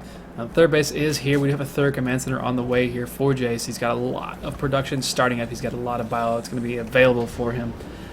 The medevac production hasn't really completely started. He's got a couple of medevacs. He's got a 4 Marauder hit squad, actually. Where are those Hellions? He's got a Viking out, actually, on the middle of the map that's going to be doing a lot of damage. Where did the other medevac go? I'm not really sure where the medevac went. Oh, it's up here. He's going to take this into the natural base and see what he can get done. But there are some Roaches over here already to help out. And he's going to put those into the natural so he can get some worker kills. Same time, he was going to maybe try and see if he can get the 3rd base, but Tramp figured out that was coming. Did a good job of protecting himself there. He's going to lose a medevac. He only lost 1 more drone there. These Marauders are still here. They do have stim. He's going to go for the Queen first and kill that off, perhaps. There are a good number of Roaches here, but with Micro, he's picking up the hurt Marauders as best he can, but the reinforcing Roaches and another Queen popped out actually to help out. Will force away this medevac and that drop for the time being. We do have melee upgrades starting here for Tramp. He's got a Baneling Nest finished up as well. Does he have Baneling Speed? I never saw if he got that. No, he doesn't have Baneling Speed just yet. So that's going to be a bit of an issue for him. There we go. Baneling Speed has started. He's got a Spire started as well. He's trying to go into this Ling Bling Muta composition that's more normal, more standard. Which is kind of interesting to see considering how heavy he's had to go on Roaches to start off this game. Hasn't forced out many tech labs really from the Terran opponent. He only has the one barracks of the tech lab, so he's making a ton of Marines at a time right now. And it's got a large army force moving across the map without a lot of banelings being morphed in soon. This is once again going to get kind of frightening for the Tramp. Is he going to see this? I think he saw that somewhere with something. So he is making a good number of banelings. He's making 9, 10 banes, 12, 11 banes. So it'll be 11 banes. I could have looked at the production tab, but instead I looked at the unit tab here for some reason. This tech looks like it's coming for the third base. Going to go for those rocks on the left side. He actually knocked down the tower in the middle, so if Tramp will want to take him a little bit longer to do so. This army on the left side, it's a lot of Widow Mines. He's got 10 Widow Mines right now. Are there any Overseers to speak of? There's one Overseer. There's a single Overseer. He does have speed, so that's nice. And does have the pneumatized Carapace. It's going to help out a bit, but that is a lot of Widow Mines. Banding speed is going to be finishing up here in just a moment. +2 Carapace is going to be finishing up a little bit as well. But still, that is so many Widow Mines to deal with, and even there's a drop of those Marauders are being dropped in the natural, but the Roaches left over behind are dealing with it pretty easily. So many Widow Mines. That's unnecessary. Widow Mines actually doing a lot of friendly fire damage instead of helping out really too much at all. Actually, the Widow Mines almost completely backfired. That army should not have been cleaned up that easily by the Tramp. But it definitely was. There's another Overseer being morphed in. The mines are still over here. So hopefully the Overseer is able to scoot on over there quick enough to deal with that. With mutas on the way. There we go. Mines going to be cleaned up now. That's a lot of mines going down. It's a lot of army that got killed off here by the Tramp. He's got 9 mutas on the way. It's going to be popping out here momentarily. And this third base is going to be under fire pretty quickly, I imagine. So the Tramp, despite kind of this opener, despite kind of the situations he's been in, looking pretty good in this game so far. A couple links do scout that the third base does exist. He knows it's there. He can set up to try and do some counters on that side. At the same time, probably going to be sending his mutas to different locations. It's actually starting to spread his overlords in really nice positions. He's not going to be caught out by anything. I think he's actually going to start spreading creep on every single extra base that's left over right now. +2 melee is about to finish up here for the Zerg. +2 is only about 10% finish right now for a Terran player, so those upgrades are going to be an issue if he's not able to ramp those up pretty quickly. And yeah, there are overlords everywhere right now for the Tramp. He's just spreading creep everywhere he can. He's got overlord's vision everywhere he possibly wants it. It's going to be really difficult for the Terran player to actually get too much done. I mean, he does have a Viking swinging around. He can take out one of these overlords, but with the speed, that means he can actually send another overlord over. Actually, the medevacs run right past some of these mutas. So they do get seen, but the mutas are going to the natural base. There's only a single turret. Is it going to get sniped off quick enough? I don't think it will. Not enough mutas really to deal with a single turret. Without an upgrade right now, he's not going to be able to snipe that off immediately with the repair as well. But killing a few workers, going to kill some Marines as well. Double drop is going to the main here for our Terran player. He's actually going to nix that and go for this fourth base instead. But nothing but Marines here, and only +1/+1. He's not going to be able to kill this hatchery very quickly. He's going to probably jump back and forth between the main and the natural, but Tramp is already set up for that pretty well. He does pick up the hatchery, so that's nice for him. At the same time, he's lost a little bit of his own infrastructure back home. Only 3 workers went down. We did lose a little money with some Marines, as well as a few turrets that we're building. Mutas do take care of the Viking finally. They're looking like they're trying to take care of the medevac drop here. Tramp trying to split up his army a little bit, but he's actually just rolling it all in one place right now. These medevacs should be caught out, but he should be safe. He should be able to pick up. Looks like he's setting himself to be able to pick up and get behind these rocks if he does get swarmed. That's a lot of mutas out right now, and he's already up to 18. This is seen by Jace. He does know there's a ton of mutas left right now. Jace looking to take his own fourth base somewhat soon. And once again, as I said, Jace he's going to try to just dance around with this double drop. And still, it's enough mutas. He's just going to go directly for the medevacs, it seems. He doesn't really care about it losing. He's losing a lot, though. He needs to get out of here with these. I don't know necessarily if that was the greatest idea. He only lost 3, I suppose.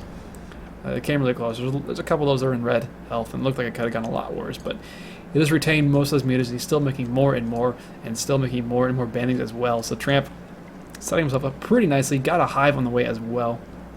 3-3 is on the way here for a Terran player, so if he's able to get to that and get his army in a decent position, take some nice engagements, he's going to be in a pretty good spot. But mutas are swinging in, taking out a few turrets, but he's going to lose some more mutas for those turrets. Oh, good lord. Massive engagement going on the left side of the map. Vines were not actually burrowed to start this engagement. Huge mine shots do go off, however, to really help Jace out. And he's splitting like mad behind all of this. No medevacs actually over here, actually. I'm not sure where they actually went. But without any medevacs to heal this, this is going to be cleaned up by both players. Both players are going to lose most of their armies. And Tramp is cleaned up this attempted 4th base so far. But 48 lings in production now to deal with what's being moved across the map here for Jace. It was a lot. It was a huge engagement, to say the least. Really nothing but some roaches left over. He's trying to make banelings as he can, but it's a lot of Marines pushing in, but still no medevacs right now. Where are the medevacs for our Terran player? Looks like the mutas may be dealing with those. If he gets on top of this production and gets camping on the starport, it's going to be really, really bad. The 3rd base is under fire here for Tramp. He needs to be able to defend this. One big Widowmine shot goes off on those Banes. He actually may take another big Widowmine shot here in a second. He does take another Widowmine shot, but not nearly the damage he wanted to get done. They do a good amount of damage, but at the same time, his main production facilities are being camped by all of these Mutalisks. And Tramp has put himself in a pretty good position right now in this first game of this best 3 series. He's going to just continually kill Marines as they spawn out of these barracks, and there's not really much Jace is going to be able to do against that. 80 army supply to 34. Every Marine that pops out is going to be killed. He gets a couple of those into the bunker, which is nice. But with only a single turret actually remaining on the low ground down here at this 3rd base, that's kind of frightening. And if once Tramp gets enough of an army, he can just rock across the map with that into the 3rd base location and start doing some damage to that with his ground army, rather than just trying to rely solely on his Mutalisks.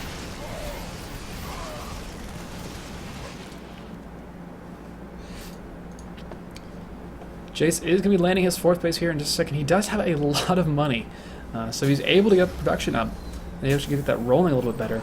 He should be in a pretty decent situation, but the Ultra Cavern, well, the Ultra Cavern was on the way. I think it got canceled, though. No, it is. Never mind, it's already here. He may be making a second one, then. That got canceled.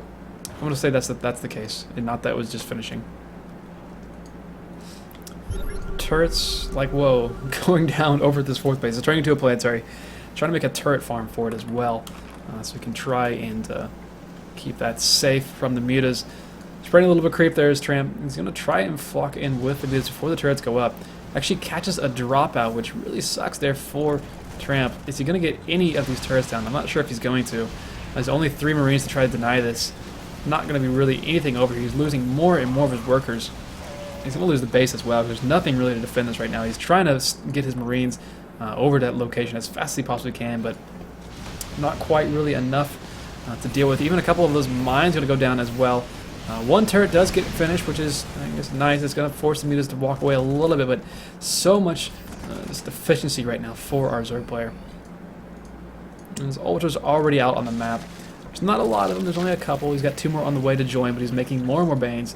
And he's already got a few Banes out, and eventually, I feel like Tramp's just going to roll over his opponent. He's got almost 100 supply advantage at this point, and it's only going to get worse, I think. There's a bit of a drop here for Jace. He's trying to do what he can, but he's just going to lose more and more of his units right now. 170 supply to 90. Pretty much just it's the point of the game where Tramp just needs to kind of walk across the map and realize he has the big advantage as he does. That said, it's been difficult for him to get extra hatcheries. He does have a 4th hatch up, but no gas here yet. He's got a 5th one on the way as well. Rather late in this game, all things considered. I imagine the main base is out of minerals. It's probably going to be out of gas here relatively soon. 700 gas remaining in the main. Almost no minerals left in the natural base, and almost no gas as well. So definitely going to be needing to take these extra gases somewhat soon so we can keep rolling with this production the way he wants to. Otherwise, he's going to lose a lot of his army all at once and then have nothing to actually reinforce with. Nothing that's actually useful, at least.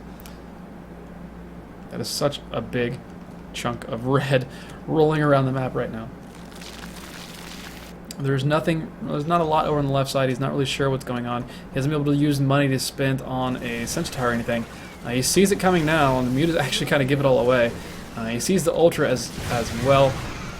Pretty massive Widowmine shots go off, kill off most of the ground ling force, but The reinforcing Banes and Lings should be able to help clean this up, especially with the Ultras here doing a good amount of damage, but +3/+3 bio is pretty darn strong, and actually most of the mutas have died off as well.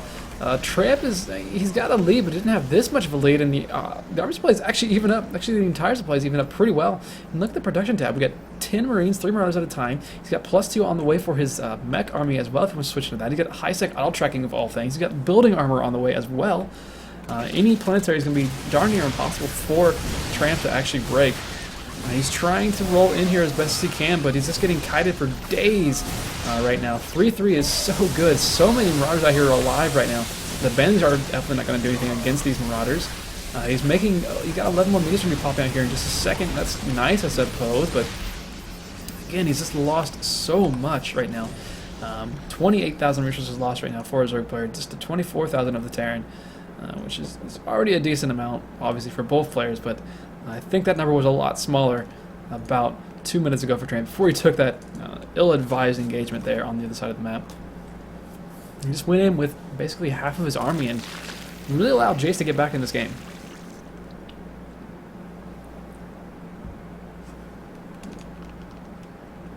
Drones transferring over to this 5th base now. Tramp's just trying to once again macro up behind all this. He's got a respectable muta count once again, but only a single Ultra. He's got a lot of Lings and some Banelings, but still a really large Bioforce, and they do have 3-3. And 3-3 is a really nice upgrade to have as a Terran player, especially when you're going up against Zerg with not really much in the way of units that's really going to hurt. He's got a lot of Marauders out right now. He's even got a Thor added into the mix to help out against those mutas, if those do swing in as well. There are a couple mines left over. There's a good chunk of Marines as well. So if these mutas once again try and walk into the fire of those the main army, they're gonna get stormed pretty quickly. They're gonna go down. Once again, the lack of sensor towers, the lack of vision here from Jace. If he puts his camera over there, I'm sure he can hear it, and he may even see it a little bit. He sees it now. His army is rolling in over here. There's nothing really to defend on this side of the map. That's kind of the rough situation about this map. You have to defend one side at a time. You can't defend both locations very well if you're already at a disadvantage. Tramp realizes that, and he's going to take out the command center over here, actually. Which is a nice little pickup. That was actually the natural CC that did that. That was taken down. Another CC from the 3rd base. No, that's from the main. From the main is moving over there. About to have probably another engagement, but Tramp probably just going to want to run away from this. Actually, he's going to go ahead and go in against this, I suppose.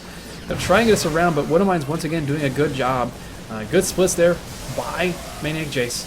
Once again, showing us that he is pretty good at Terran, but he is losing most of his army now. 180 supply to 99 right now. Mutas are going to fly in. They were not in the middle of that engagement, so they didn't all die for no reason for Vayne. There's nothing but a lot of Marauders left over right now. And I don't think there's enough production left over in the world right now for Jace to deal with what's in his base. There's so many mutas left over. There's a lot of Lings as well. The Ultra here as well helping out. All the production is really inside the main base. There's a few barracks over at the 3rd. There's more and more Lings just rolling in from the other side of the map by Tramp. I really wish he would just knock down these rocks here in the middle, because then he can actually get across the map a little bit quicker. As it stands, he's taking a pretty long path around, but a lot of Lings still in production here for our Zerg player. Really nothing in production right now. There's 7 Marines at a time, but that's going to be it. Jace will tap out here of game number 1. So, Tramp takes game 1 here of this best of 3. We're going to get into game number 2. It's going to be on Catalina.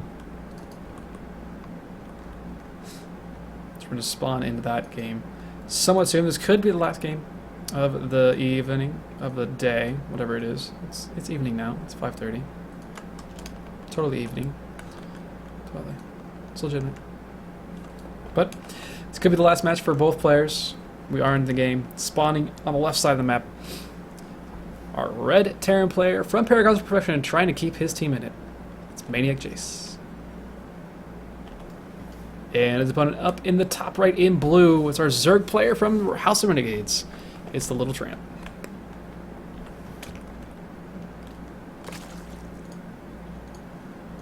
So game 2 of a series. So that first game,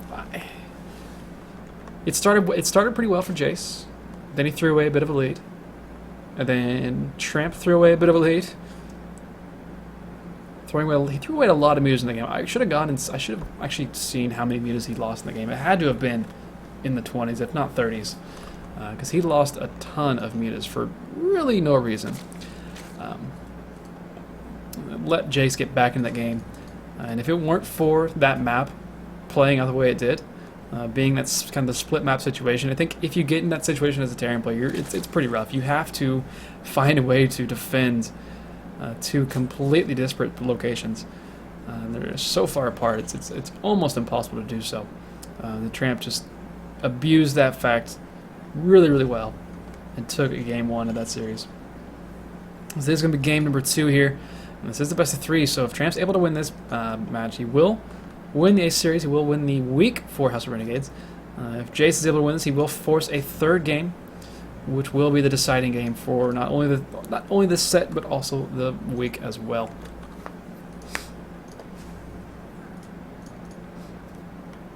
Overlord is going to be lucky and actually get in and see the barracks first here. This gas was relatively late. I think that was a 15 gas actually. Tramp realizes that he's going to wait and see what he can scout out from the barracks. Is going to be anything. Okay, it's just a little bit of a later gas, I suppose. There's going to be a Reaper coming out of here, not a Marine or anything. We do have a bit of an earlier gas, a quicker gas here from Tramp than we saw in the previous game, at least. He did go for a hatch first once again, but I think the gas came down afterwards and then into his pool. So he's going to have speed extremely quickly here. And if he decides to stay inside of his gas, it could be a telltale sign of a bust extremely fast. It is going to be Reapers here. I'm not sure if Tramp's going to catch one of it. He will. He will see it as Reapers as soon as he does see that. He's going to walk away from it. Actually, he's going to go into the main base. He's like, yeah, I guess you're not going to do anything else. We'll wait and see exactly what you're going to make. If it's going to be a factory or what it's going to be. This time it's going to be a 2nd Reaper, and then a command center on the low ground. We got 6 Lings already on the way. We have speed on the way as well. 2 drones were pulled out of gas, so Tramp is not looking to be extremely aggressive, extremely all in, but speed that quickly. And Jace saw it. He saw the extractor. I'm not sure if he clicked on it necessarily, but I feel like he must have if he actually sent his Reaper back home. Realizing that he's going to have to be contending with earlier Lings with speed. He doesn't want to lose this low ground command center. At least he has to be building this command center, so he's sending both of his Reapers back home. He's going to let Tramp be the aggressor if he wants to be.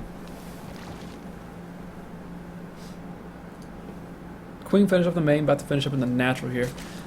So the production is going to be kicking in pretty soon here for the Tramp.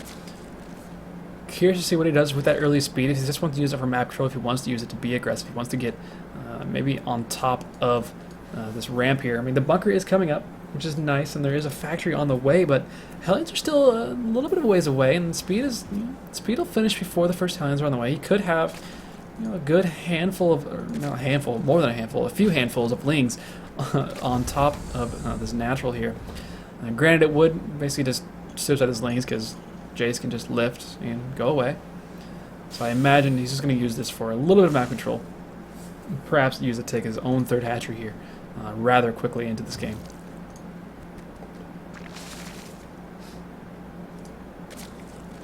No drone moving out for the 3rd base just yet. Speed is finished, of course I say. He has clicked over there. I don't think it's going to be for a hatchery though, because he's still making, she's making a lair, so very fast lair. Used up with the next 100 gas he got out of that single drone mining, so that drone's been putting in work. He's going to take at least 1 more gas. He's going to take his extra 2 gases, so probably 2 base Spire coming up.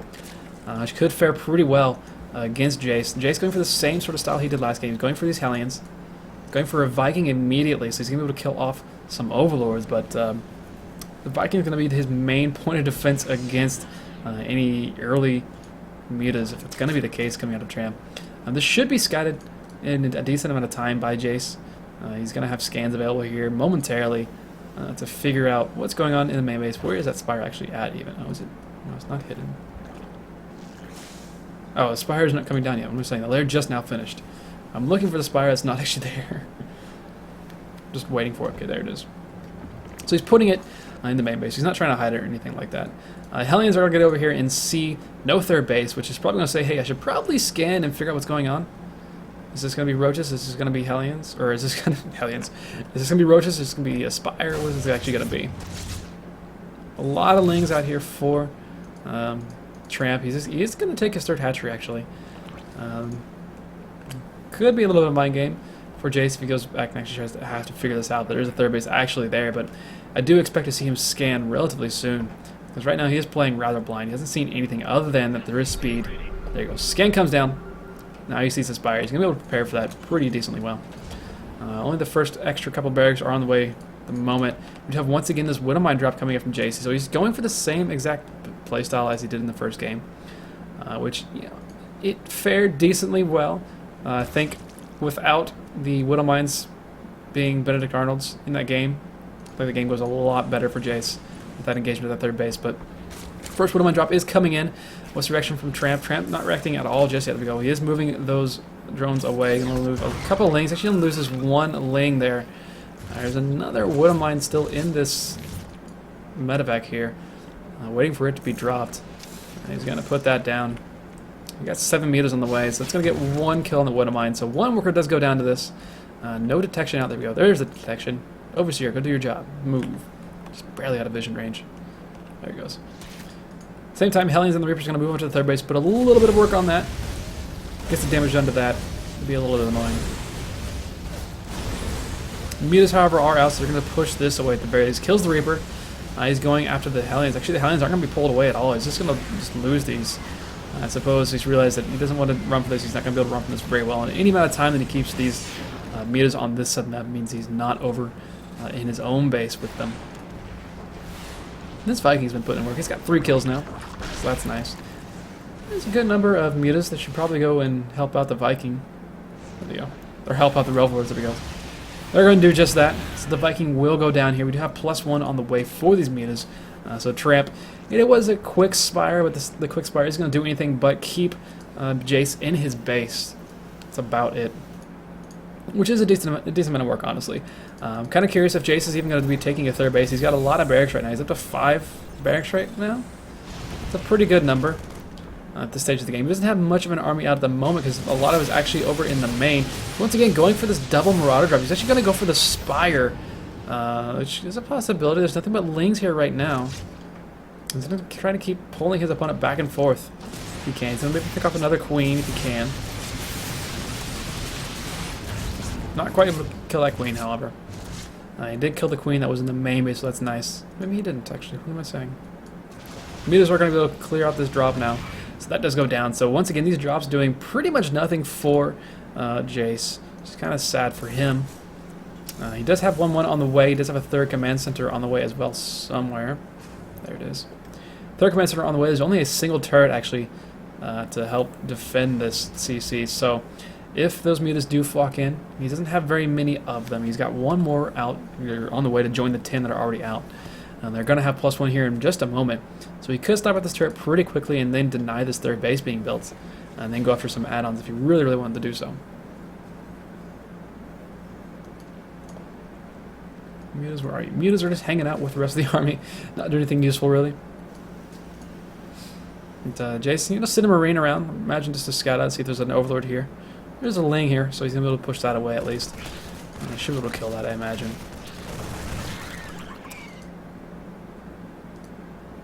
Once again, Tramp doing his Overlord spread at the middle of the game. Spread all of your Overlords all over the map. Spread creep everywhere on the map. It would be nice if he actually would hold position on those when he gets them to the spot. And gets them to the locations that he wants them to be at. There's a lot of Marines out here for Jace. There's not a lot of actually Banes. There's only a few Banes actually being created right now. There's only 11 being made at the moment. And the upgrades, well, only +1/+1 on the way for our Zerg player. +1/+1 is already, well, no it isn't. +1 attack is finished here for the Terran. It's about to have the armor upgrade as well. And the army is getting out in the middle of the map over... Mutas are, well, maybe going to be able to zone this out a little bit. There's not too many Banes. They do have speed finished, so he's going to be able to get surrounded this pretty well. But we have seen Jace, he's had mines do a lot of work for him. That's really good, and a lot of really bad work for him. So let's see which kind of mines these are in this game. Mutas getting a little bit ahead of themselves. He's going to lose a few of those relatively quickly. A few Banes actually roll in, get a few kills, which is really nice for them. Actually, he didn't really use too many banelings to do that, so that's nice. And kill off a good chunk of that army. Looks like Tramp is actually trying to wait for 1-1 to actually do any sort of attack here. Wants to be able to keep us alive for a little bit longer if he's able to. One Marine is going to go down and scout out the fact there is this 4th hatchery down here. But Tramp has a lot of an army over here. There's still a lot of winnow mines available here for Jace. So this is kind of difficult for Tramp to run into. He doesn't want to just lose his entire army to winnow mines. He did that a couple times in the last game. He does have enough mutas to walk in and just snipe winnow mine and get out before it goes off, but I don't think these are probably too close for him to try and do that, and not to mention the fact that there's a lot of Marines over here. The Marines would do so much damage and kill off so many of those mutas. Mines once again, repositioning. One shot goes off, he's going to lose another one. I swear I saw another one, I guess not. One winnow mine down here is going to go off, and he takes a pretty good chunk of the army with him. But winnow mine's going off. There's nothing but lings left over at the moment right now for Tramp, so these Marines should trade pretty decently against all these lings, but the mutas here are taking out all of the medevacs, actually. The few banelings that were left over behind all of this are cleaning up the rest of the army here for Jace. And now, another huge swing. Oh, there's a medevac full of units. That's what happened. I was wondering where all that army went. A medevac full of units gets sniped out by Tramp, by those mutas. And now Tramp has a 50 supply lead. He's going to be pushing across the map, I imagine, somewhat soon. And some misrally units as well. Every Marine that does go down here without actually doing any bit of work for Jace is some trouble. He's actually loading up a double drop here. I'm not sure if he's going to just walk across and try to do as much damage as he possibly can across the map. We'll have to wait and see what he decides to do with this. But these two medevacs could get caught out by the mutas. Tramp's entire army is on this side of the map. So if that gets spotted, he's going to lose another. Oh god! Speaking of, he's going to run into one medevac. He's not going to run to the. He may forgot that there's some over there. He may think that it's just a single drop though.